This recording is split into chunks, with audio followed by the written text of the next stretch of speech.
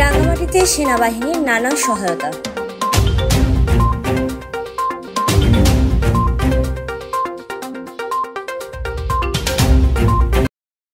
রাঙামাটিতে অসহায় ও দুস্থ পরিবারকে সেলাই মেশিন, থেউটিন, ফ্যান ও চিকিৎসার জন্য নগদ অর্থ অনুদান দিয়েছে রাঙামাটি রিজিয়ন। বুধবার সকালে রাঙামাটি রিজিয়নের প্রান্তিক মাঠে আয়োজিত অনুষ্ঠানে প্রধান অতিথি হিসেবে উপস্থিত থেকে পাহাড়ি ও বাঙালিদের মধ্যে সর্বমোট 1,26,000 টাকার অনুদান প্রদান করেন Rangamati region commander brigadier general Sohel Ahmed, SPP, এএফডব্লিউসি, PSC.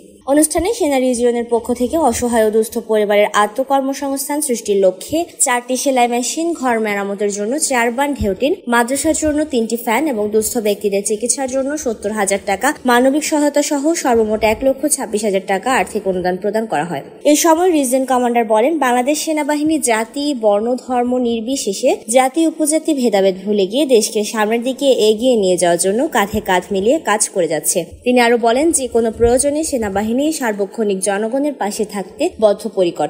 এরই ধারাবাহিকতায় আজকে আমাদের এই ক্ষুদ্র চেষ্টা।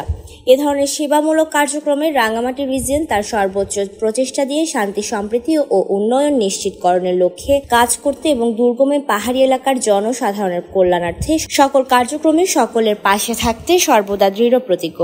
এই ধরনের সেবামূলক কার্যক্রম ভবিষ্যতে অব্যাহত থাকবে বলে আশা ব্যক্ত করেন তিনি।